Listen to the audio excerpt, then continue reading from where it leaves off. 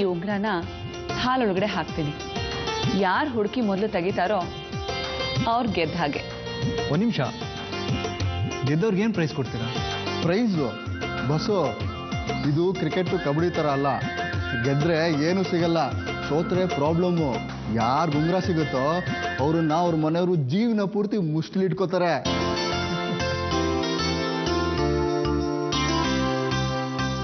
ಸರಿ ಸರಿ, ಈಗ ಶುರು ಮಾಡಿ.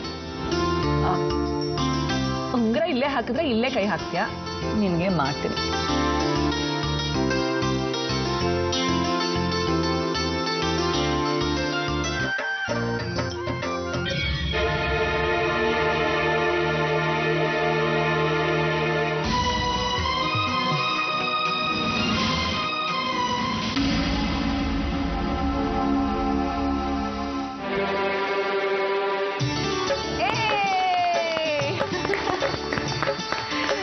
ನಂಗೆ ಗೊತ್ತಿತ್ತು ನನ್ನ ಚಿಕ್ಸಸೆ ಭಾರಿ ಚುರುಕು ಅಂತ.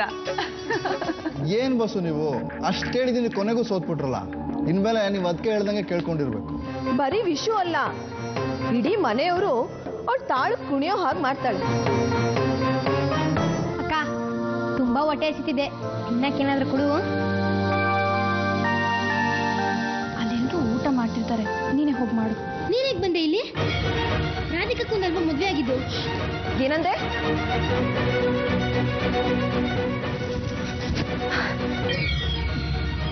ಏನೂ ಇಲ್ಲ, ಅವನಿಗೆ ಅಮ್ಮ ನೆನಪಾಗ್ತಿತ್ತಂತೆ, ಅದನ್ನೇ ಕೇಳ್ತಿದ್ದ ಅಷ್ಟೇ.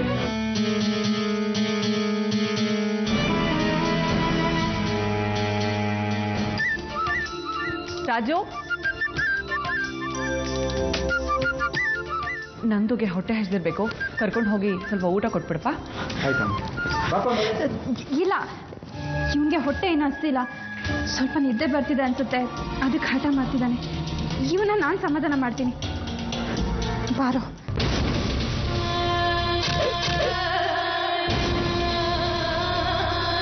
ದೇವ್ಕಿ, ರಾಧಿಕಾ ಮಲ್ಗದ್ಲಾ?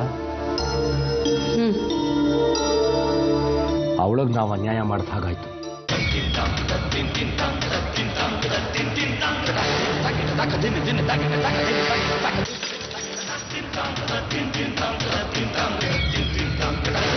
ತಪ್ಪಾಗೋಯ್ತು ಅನ್ನಿಸ್ತಾ ಇದೆ. ಮದುವೆ ಮನೇಲಿ ಅವಳನ್ನು ದೂರ ಇಟ್ಟಿದ್ದು ನನಗೆ ಸರಿ ಕಾಣಲಿಲ್ಲ.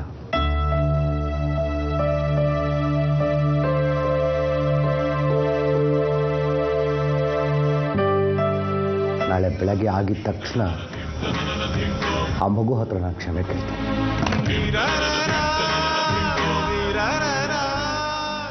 ರಾಧಿಕಾ ಅಕ್ಕ ಯಾಕೆ ಬರ್ಲಿಲ್ಲ?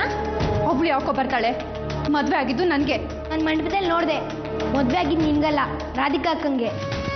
ಸತ್ಯ, ನನ್ನ ಹತ್ರ ಹೇಳಿದೆ, ಅದೇ ಬೇರೆ ಯಾರ ಹತ್ರ ಹೇಳಿದಿದ್ರೆ ನಿಂಗೆ ತಲೆ ಸರಿಲ್ಲ ಅಂತಿದ್ರು. ಇಲ್ಲ, ನೀನು ಸುಳ್ಳು ಹೇಳ್ತಾ ಇದೀಯಾ, ರಾಧಿಕಾ ಅಕ್ಕಂಗೆ ಮದುವೆ ಆಗಿದ್ದು. ಸರಿ, ನಾನು ಸುಳ್ಳು ಹೇಳ್ತೀನಲ್ಲ, ಹೋಗಿ ಅವಳನ್ನ ಕೇಳ್ಕೊ. ಸರಿ ಬಿಡು, ಅವಳೇ ಕೇಳ್ಕೊಂತೀನಿ. ತಡಿಯೋ, ಈಗಲ್ಲ, ಬೆಳಿಗ್ಗೆ. ಅಲ್ಲಿವರೆಗೂ ತೆಪ್ಪಗಿರು. ರಾಧಿಕನ್ ಮೇಲೆ ಆಣೆ ಮಾಡಿ ಹೇಳ್ತಾ ಇದ್ದೀನಿ, ಈ ವಿಷಯನ ಎಲ್ಲೂ ಬಾಯ್ ಬಿಡಬೇಡ. ನೀನೇನಾದರೂ ಬಾಯ್ ಬಿಟ್ರೆ ನಿನ್ನ ರಾಧಿಕಾಕ್ಕನ್ಗೆ ತೊಂದರೆ ಆಗುತ್ತೆ. ಆಮೇಲೆ ಇದಕ್ಕೆಲ್ಲ ನೀನೇ ಹೊಣೆ ಆಗ್ತೀಯ, ಗೊತ್ತಾಯ್ತಾ?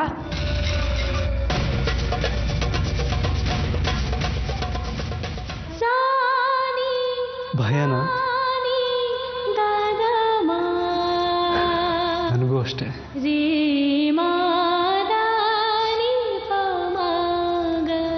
ನಿನಗಾಗಿ ಎಷ್ಟು ಕಾದಿದ್ದೀನಿ ಗೊತ್ತಾ? ಇನ್ನು ಒಂದು ನಿಮಿಷ ಲೇಟ್ ಆಗಿದ್ದಿದ್ರು ನನ್ನ ಪ್ರಾಣನೇ ಇರ್ತಿರ್ಲಿಲ್ಲ ಅನ್ಸುತ್ತೆ. ಈ ದಿನಕ್ಕೋಸ್ಕರ ನಾನು ಪ್ರತಿ ಕ್ಷಣ ಅನುಭವಿಸಿದ್ದು ಐ ಕಾಂಟ್ ಎಕ್ಸ್ಪ್ಲೈನ್. ನಿನಗೂ ಹಾಗೆ ಅನ್ಸಿರ್ಬೇಕಲ್ಲ?